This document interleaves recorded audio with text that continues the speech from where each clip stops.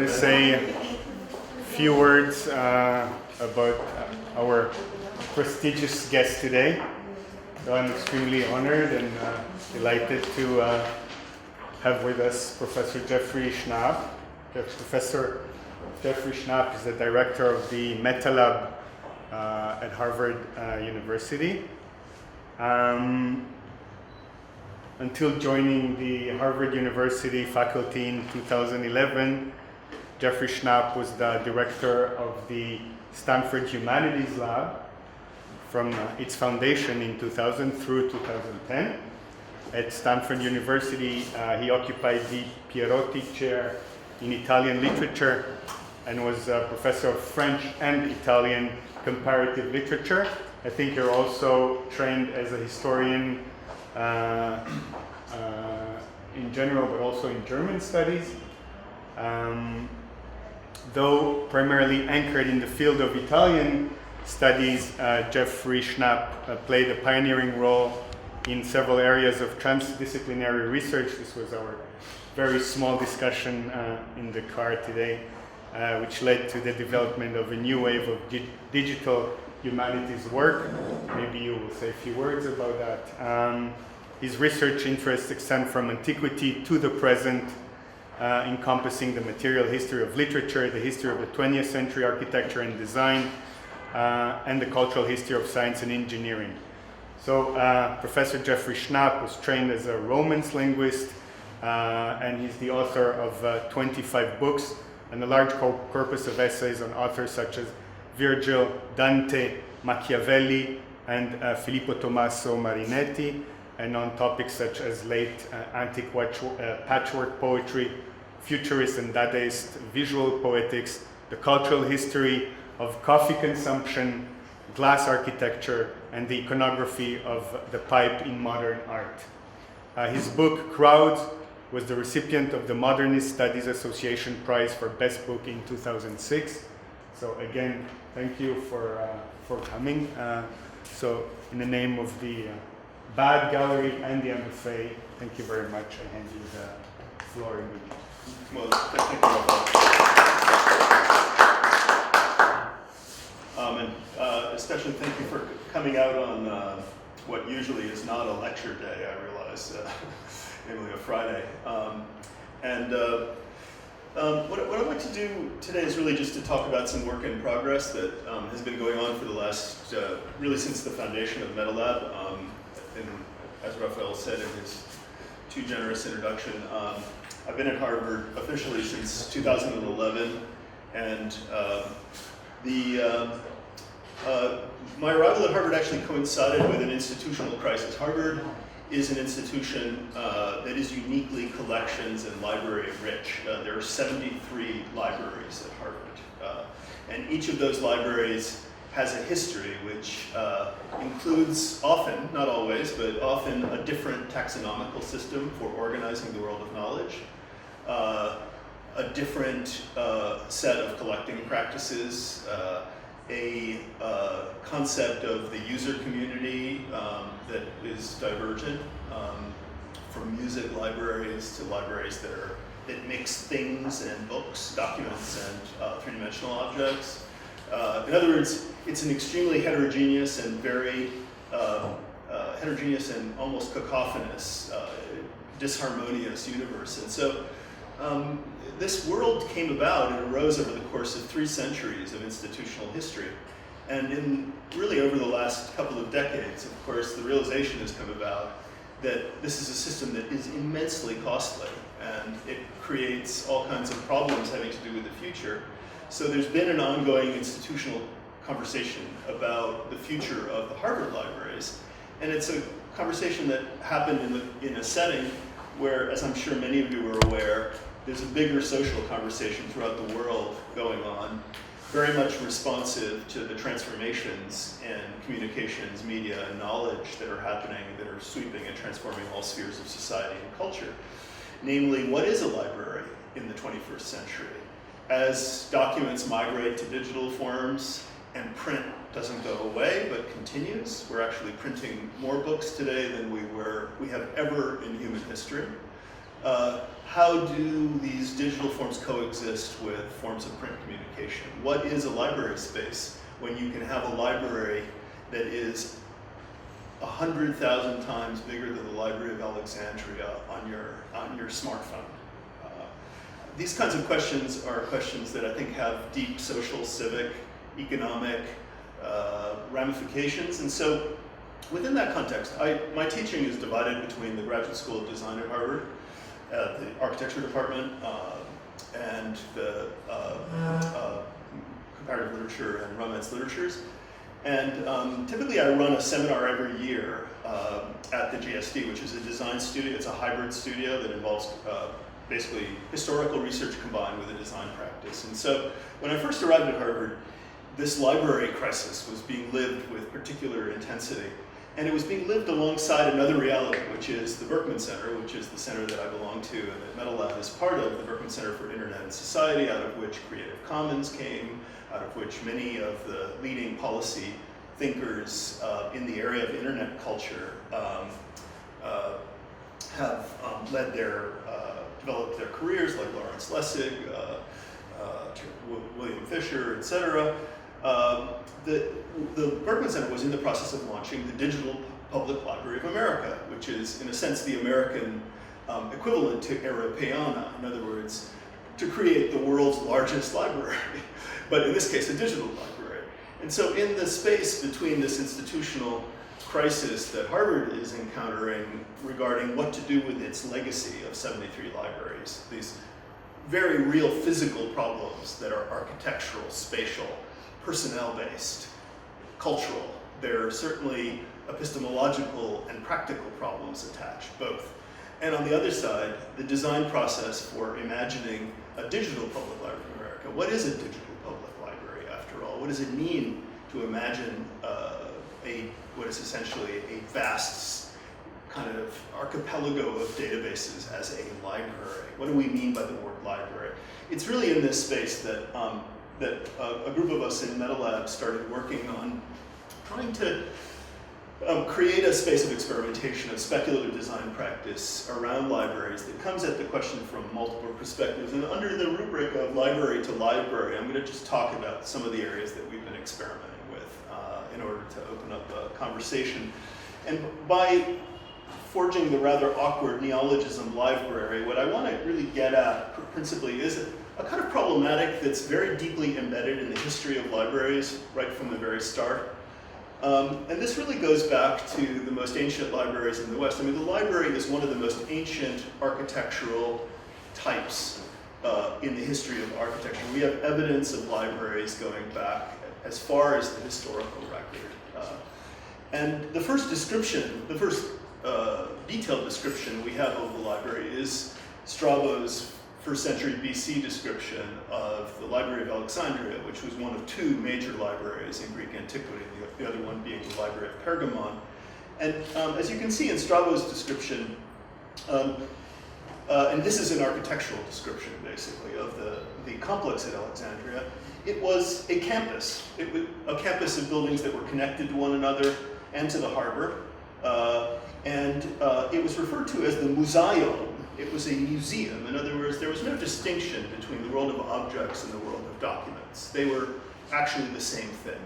They were thought to belong to the same order of culture, if you like. And within this facility that houses this mixed set of categories, what we would consider mixed set of categories of objects that somehow document aspects of governance or the human record, there were a community of priests, the philologoi, the professors, so to speak, the librarians, people who had exclusive access to these documents, whose role was to be a kind of priesthood who were engaged in acts of preservation and limiting and controlling forms of access. The philologoi were typically at the service of the pharaoh. In other words, they were public servants, you might say. They were directly appointed by the political leaders.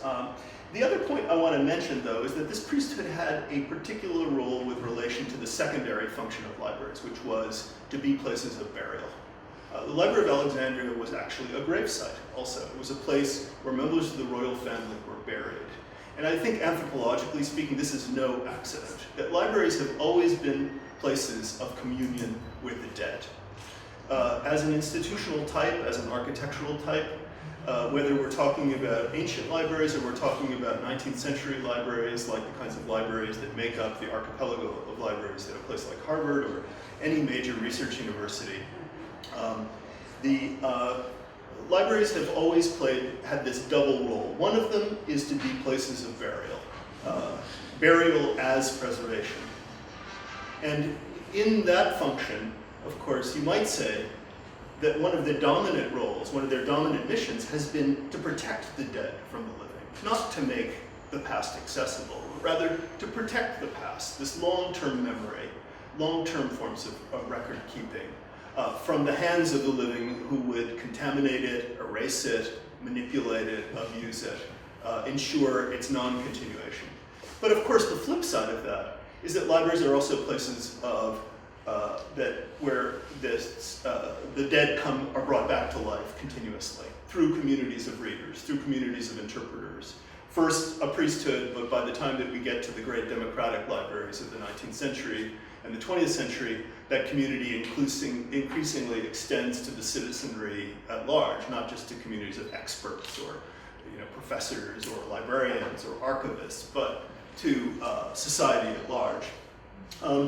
But I think this framework is important to understand in terms of the question, the core question that's been animating this ongoing set of projects, research projects and experiments that have involved me and interested me directly, which is this question about the present and future of the library. So we have this past, where libraries have been this space of dialogue between the living and the dead, this space both of burial and preservation and protection, like fortresses, and at the same time places of access, places of resurrection, if you like, or of reanimation of the past. In other words, places that are very much about the present, about how the present animates the past, these legacies, these collections, these things that we have accumulated.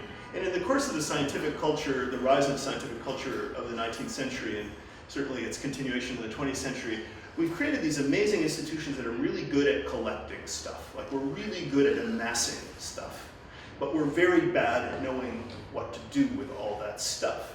And if you've ever run a museum or an archive or a library, you know what I'm talking about. The world is filled with institutions that have basements filled with materials that have arrived at Harvard.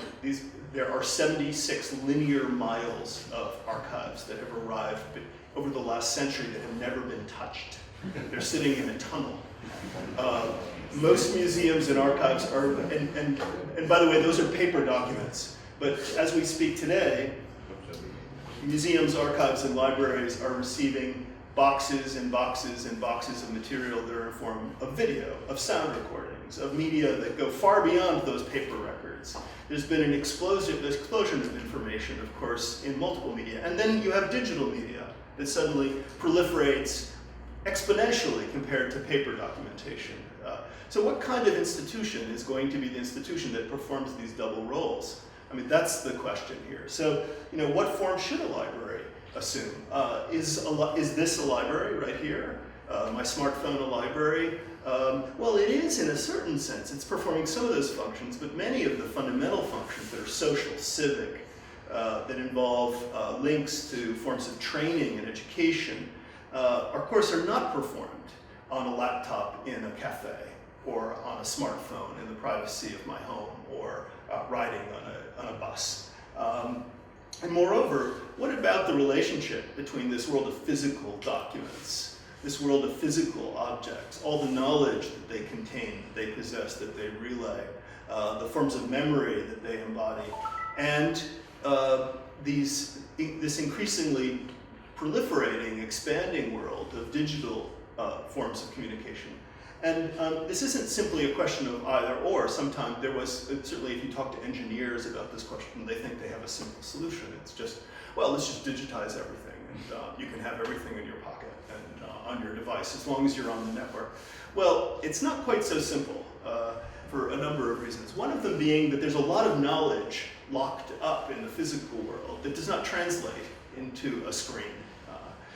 It's tactile knowledge, it's knowledge that's not reducible simply to data, if you like, or it's rather data in a much more expanded sense. There's also another problem, which is there's a vast degree of redundancy increasingly between forms of print and a kind of iterative, if you like, more process-based model of printing, publication, communication that in an ecology where the digital and the physical are constantly interacting with one another. So what do you preserve? Which is more authentic, representative? I mean, these are the kinds of questions that institutions of memory everywhere are facing. So the various projects that I'm going to talk about under the rubric of the library, which is this sort of hypothetical library of the 21st century, really are an attempt to answer some of these questions speculatively, at least. And I don't think that there's a simple answer to these questions. The way that we've approached this in our own work at MetaLab is looking at it from two completely different angles, but which we hope meet. I mean, that's at least the fantasy is that they will actually become a whole. One is, how do we design digital libraries and archives? So what does a digital library look like? And we think the distinctive affordance and opportunity of the digital is to devise worlds of access and discovery and interaction with knowledge and culture that are user-centric. The traditional model of libraries and archives and even museums, let's face it, that are part of the history of those institutions has tended to be object-centric. In other words, we think of these institutions as involved in these kinds of roles. It's sort of like making sure that the dead are protected, right? Protected from the living, rather than available to the living, within immediate reach of the living. And that's a very noble and important tradition, because of course that's a fundamental function for many of these kinds of institutions. But digital archives and resources can really be designed in ways that users animate them, play a much more active role in shaping what's meaningful, what's visible, what's not. And that involves a fundamental reshaping of the way in which we imagine this role of conservation. So one area we've been involved in is really thinking about this world of exploration, discovery, collection, curation. It's the library as not as a storage system, but rather as a place where stuff happens, where people do things. And that, in particular, we think, includes do things online, and do things online that are visible to broader communities. So designing library collections interfaces that actually feature this sort of social dimension, that make visible all the things people do with digital records, rather than simply giving you access, creating, in a sense, the sort of context for discovery, which is the more traditional library science approach. So I'll talk briefly about a couple of these projects that are connected to the Digital Public Library of America, which is an ongoing project that's just been launched autonomously from the Berkman Center just last month. And I'll show you an example of an experimental archive that we've been building that's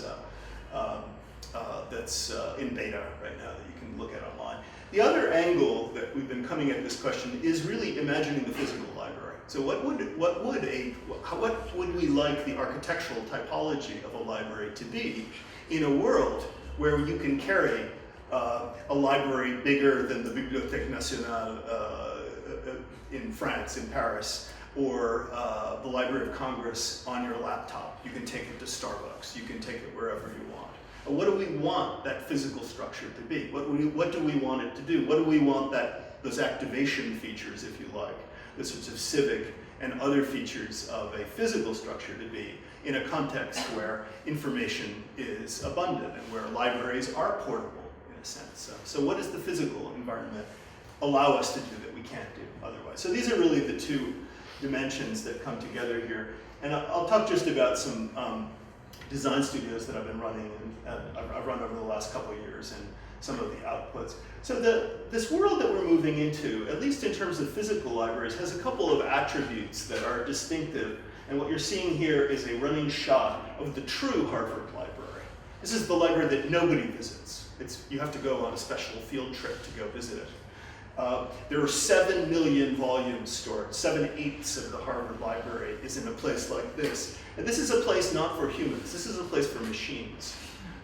It's Borges's Library of Babel exponentially multiplied. The shelves are about 40 meters tall. The hallways are too narrow for a group of students to migrate about this place. This is a place with a complete informatic system that sends the only human agents who are involved in these operations of retrieving objects that are stored in this amazing shelving system, picking them out, and all the reading is done by laser scanners.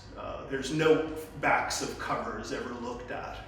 It's a completely machine reading based environment.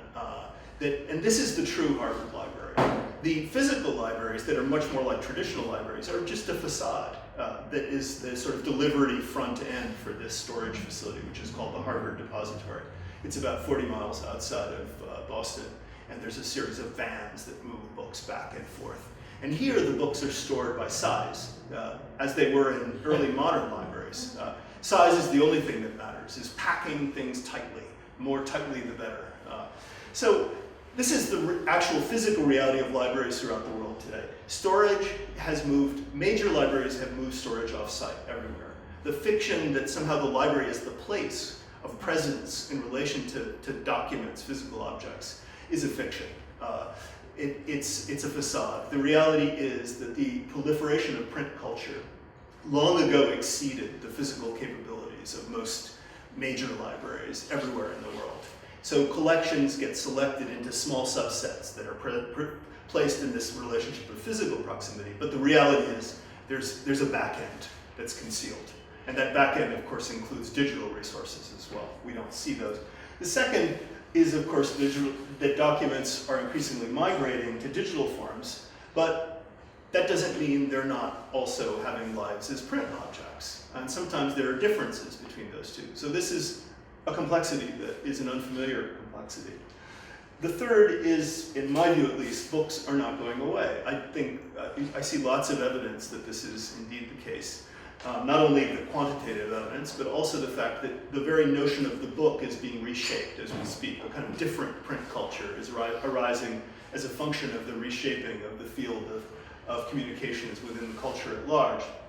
And last but not least, and this is the challenge for designing physical environments, that some of those traditional functions of libraries as places of retreat, of contemplation, of refuge, of worship, you might say, of engagement with the dead, those functions are not going away. They actually continue to be important civic, social, cultural, educational functions. So this is the framework in which we've been thinking about these questions. And I'm just going to skip over. These are just some of the sort of areas that MetaLab is working in. And it was just meant as a kind of context, but I've already traced some of that context. And what I want to talk about is, I mentioned the simultaneity between the launch of the Digital Public Library of America on the one side and this question that's an institutional, local question at Harvard about what should this complex of research libraries be in the 21st century. And we've been involved in just some experimental work in trying to imagine, as I said, reimagine the way in which users of libraries engage with catalogs, which are, of course, digital artifacts largely today, although sometimes paper catalogs have still survived.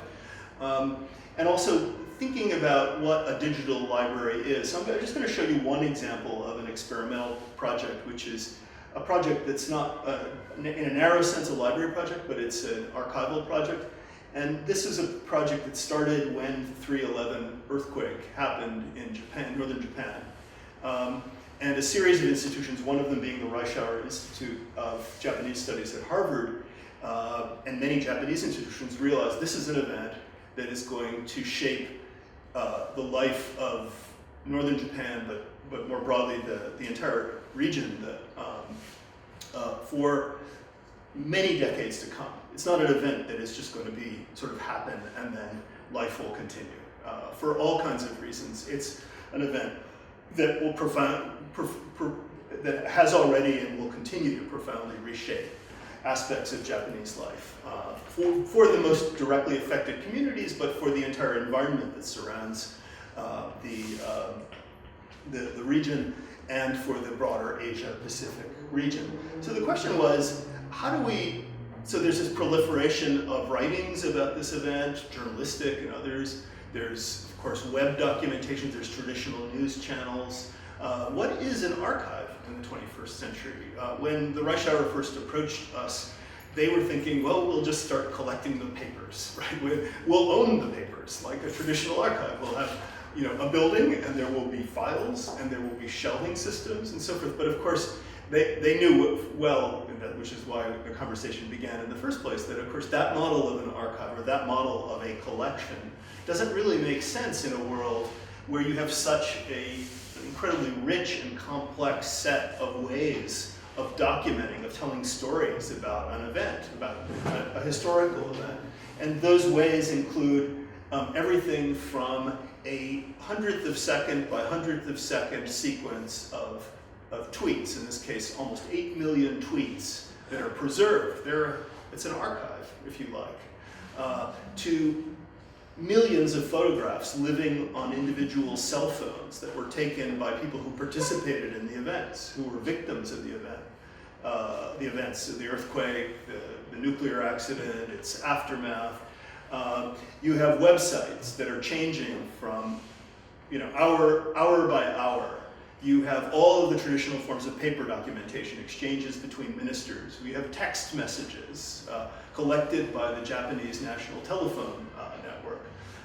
So what is an archive today? Well, this was an attempt the Japan Disasters Archive was an attempt to sort of imagine a participatory archive that would somehow tap the enormous range of materials that people are producing. But again, it's not institutions, it's not the traditional collectors of stuff. It's not the traditional sort of librarian archivist circuit that usually you would expect to have filtered the materials, collated them, if you like, gathered them, organized them, and so forth. An archive like this is an archive about an event that's not over, first of all. It's an event in progress. It will be in progress for decades. Certainly its environmental consequences will be measurable in probably half centuries rather than even decades. So how do you gather such materials? Well, one of the answers is you give up on the fantasy of being the archive with a capital A. The traditional idea that we build the collection and we house it. You can see this is a project that in fact is a distributed archive. Nobody owns the archive. No single entity could possibly maintain all of these assets. There are way too many. And they're of such a heterogeneous nature that they don't fit a single typology. So I'll give you a concrete example. Yahoo is the most important player on the Japanese internet hub market. And Yahoo owns Flickr, which is the world's largest photo sharing service. It's extremely heavily used in Japan. So Yahoo already has a whole sort of channel for preserving, saving, storing very large photo repositories through Flickr. So Yahoo decided to be the collector of the photo archives. But in the case of Twitter, for instance, and the Japanese Twitter community is not quite as large as the US one, but it's very significant. Japanese privacy laws, even though tweets are public, Japanese privacy laws prohibit the preservation of tweets. They fall into a category for cultural reasons, a very distinctive Japanese idea. So the Japanese authorities asked an American party to preserve the Twitter archive, and that's archive.org is the internetarchive.org decided to take on that job.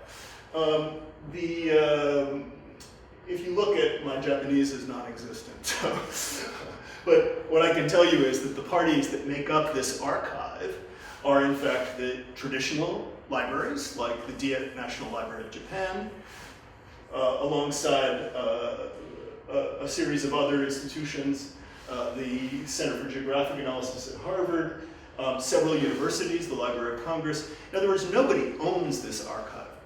It's a distributed archive with different categories of objects distributed among parties, and the archive itself lives only at the level of a layer that's on top of it, which is the Japan Disasters website.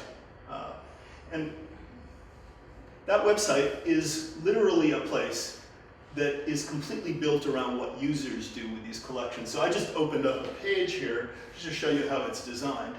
And this is the result of a search that was done. And you can see the different categories of objects. So this is an archive that includes maps. It includes, there's a tweet. It includes crawlers that have gone out and captured web pages at different moments in their history. It includes, I don't know if I'll find one here, photographs uploaded to Flickr. You can see at the bottom people who have citizens who have decided to upload, to contribute to the archive. And if we will go back to the prior page, you'll see that there's actually not only that, but not only an add to the archive category, but testimonials. You can actually record testimonials, tell stories, essentially. Those stories go into the archive. They become part of the record, so to speak. There's one other feature that maybe is worth mentioning as well. And this is an experiment, but it's an experiment that's alive and active. You'll notice one other detail here. My collection in the upper right-hand corner. This is an archive where the archivists, there are archivists, professional librarians. There are people, in other words, who play that traditional priesthood role. But what's a meaningful set of relations between this vast set of objects that make this collection already, well, I mentioned, we have 8 million tweets, so that's a pretty big collection to start out with, right? Then you add all the other record types. Now, nobody is going to process those the way that you would traditionally process a library artifact, like a book, for instance, or a film, or an art object in a museum collection. So how do you process? How do you see what's a meaningful set of objects or a less meaningful? Where do you filter out the redundancies? Well, we try to leverage the power of the communities that are interested in using these artifacts. So how does that happen? Well, there's behind this, the Japan Disasters Archive is a curatorial and production platform which allows you to take objects and put them in collections, to assemble them together, and then to curate and produce forms of multimedia communication with them. And any collection that you as an end user create becomes an object in the archive. So the idea is we try to leverage the power of different communities to actually assume many of the roles that were traditional roles played by professional librarians, by the priesthood, if you like. And the reason for that is not only that those communities have very different exigencies than the traditional exigencies of the priesthood. In other words, the story, the relations, the meaningful links that they see may be very different from the links that other communities see. So if you're, for instance, a user of this archive who is a victim of the disaster, you may be trying to reconstruct some kind of family history, like when my grandmother, where she spent her last 15 minutes and what happened in that place. If you're a historian 50 years from now, the kinds of questions and stories, the links, the relations that you want to see are going to be profoundly different, and that goes for many different categories. So this comes back to this notion of user-centered design. So I just wanted to give this as an example. I'm going to skip over these slides here. At the back end of this is Ziga, which is this platform that's an HTML5 open source platform that allows users to curate, to collect, curate, produce, annotate, and publish resources from across the web through open application programming interfaces. It's essentially a piece of the Japan Disasters Archive. So it's a relevant piece because I think it suggests the ways in which a set of participatory tools are essential components of fulfilling the participatory promise, if you like, of the web as a public space, as a space in which we build libraries, institutions. So I want to give you just a couple of other examples of some work, and then I'll turn to the other side of the divide, which is the physical library, how we imagine physical libraries. So under the rubric of Library Observatory, we've been working with the Digital Public Library of America on a slightly different question, which is, what do you do when you have so many objects, like, okay, 8 million tweets, and the Harvard library collection is 8 million objects. The Digital Public Library of America is still very small because it's a relatively new project, but it already has about 2 million objects in it. Very soon it will probably be in the tens of millions of objects. Needless to say, it's an overwhelming task to know how to navigate these vast amounts. It was already a problem with paper. If you ever spent any time in a research library, you know, of course, it can be very gratifying to explore the physical stacks of a library and to get lost in them and to find things and so forth. But it can also be like being in a kind of nightmarish labyrinth. And that's even more true of digital search tools, the kind of tools, the cataloging tools that are characteristic of. So in the case of Digital Public Library of America, we've been really trying to think about this question of a world where records look like this, or they look like this. How do we translate those into modes of access that allow us to see collections as wholes, rather than just to look for, like I already know the object, I'm sure you've all had this experience. Like when you're in a physical library with stacks, you at least have the advantage where if you get to where the object is, you can look at the books that are around it, and sort of in that browsing experience, sometimes you go, the eureka moment happens, and sort of, oh yeah, that's what I was really looking for, right? Well, most electronic search interfaces make it extremely difficult to do that. And so how do we create that kind of browsing experience? The experience of like finding what you don't know you wanted in the first place. Especially when the data looks like this. I mean, this is the DPLA data, right? So here's an example. Like with Library Observatory, what we've been doing is, whoops, I'm sorry, I wanted to go out here to show you. So this is an experimental project. It's going to force me to go out to pick up the web feed, but okay. So this is a visualization tool. This is a map of the Digital Public Library. So let's say you are interested in exploring these 2 million objects. You're not looking for one object. You want to sort of see the whole collection.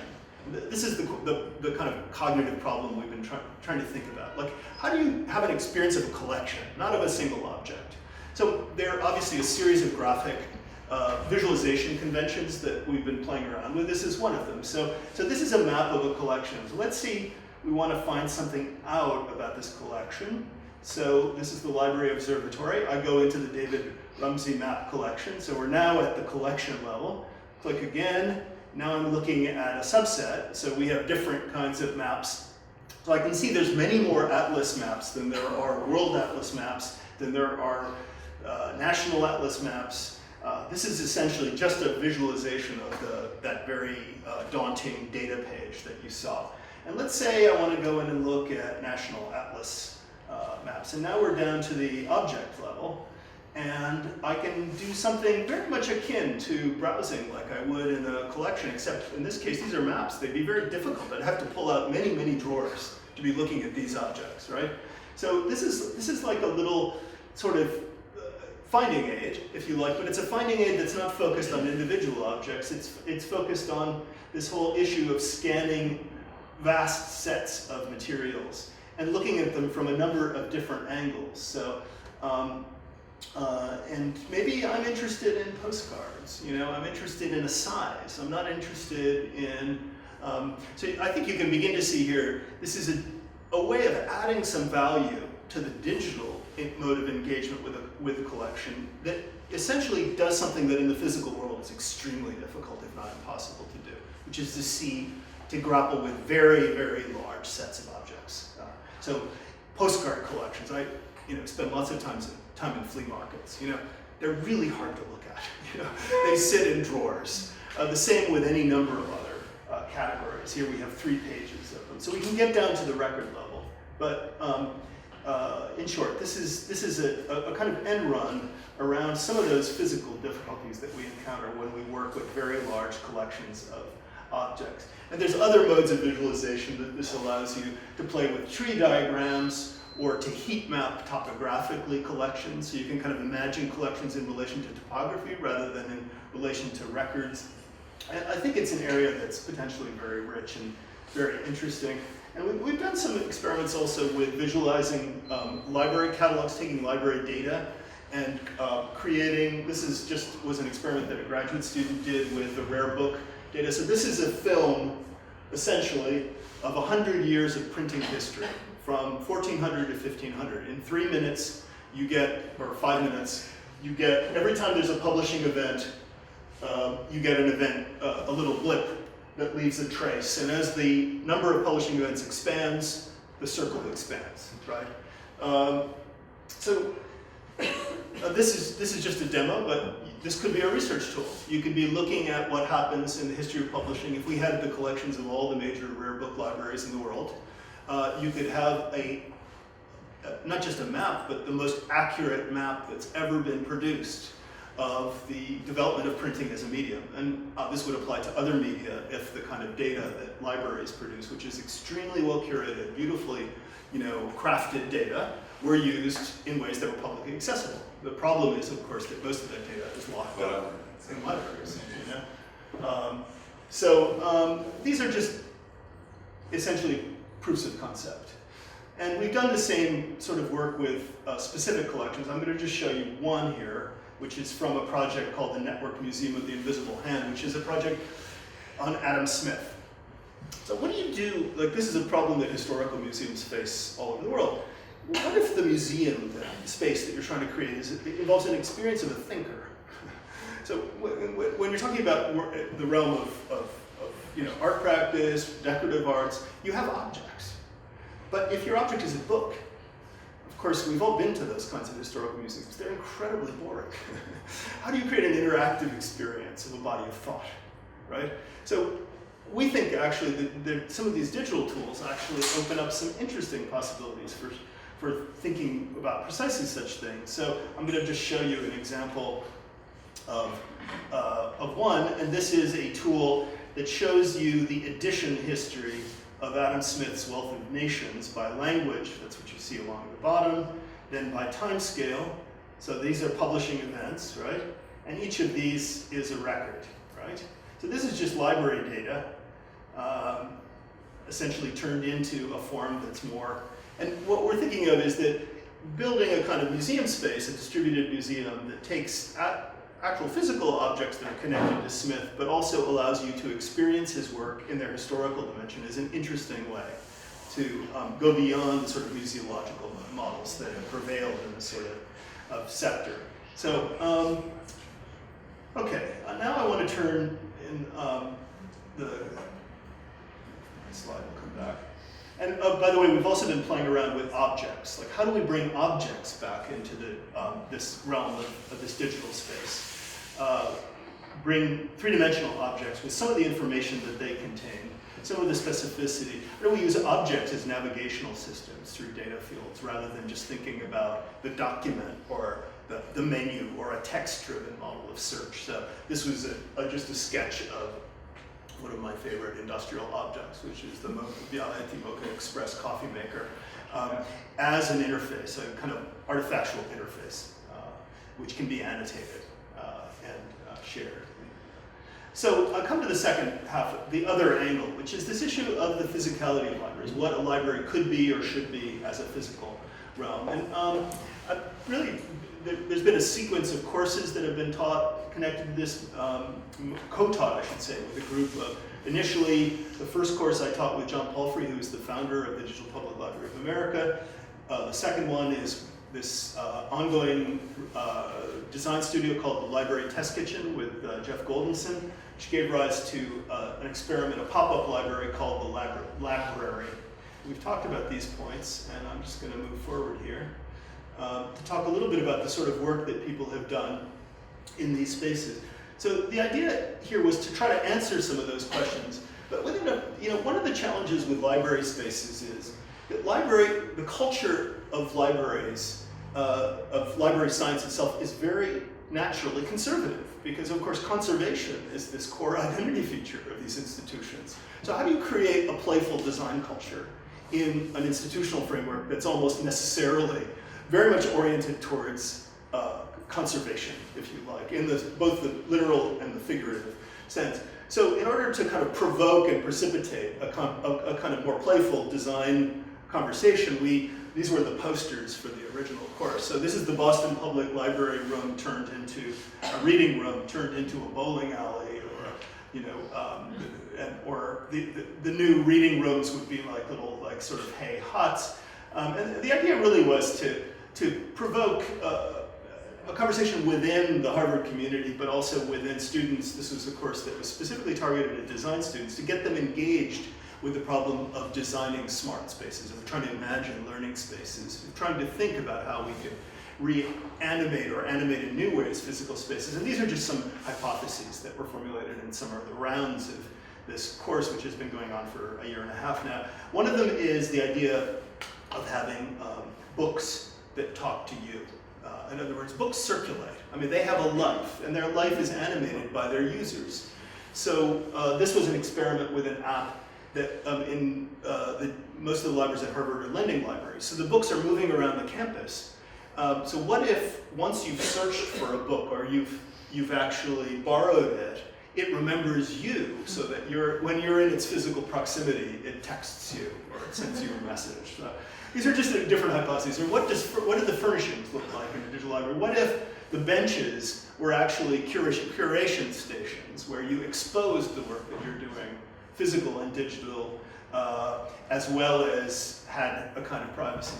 Or the reference desk, one of these fundamental pillars of modern libraries. What if reference desks were spaces that were curatorial, that involved exhibition, if you like, or performance, rather than simply the notion of a desk that you walk up to? And there have been some interesting experiments with the idea of moving librarians out into the physical space of libraries with mobile devices and so forth.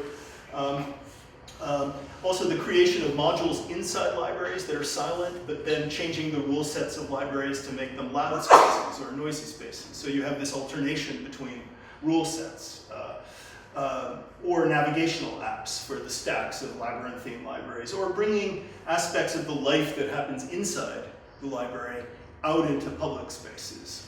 I've seen some interesting experiments, for instance, in Caracas, Venezuela, with this sort of idea. And this is one that has been fairly successful, the idea of designing cold spots. So whereas in a sort of fully networked Wi-Fi world, of course, one had to go out hunting for connectivity. Now the problem is the opposite. Connectivity is available nearly everywhere. Yeah. I just want to ask Yeah. if the project of having the books up to us had any success.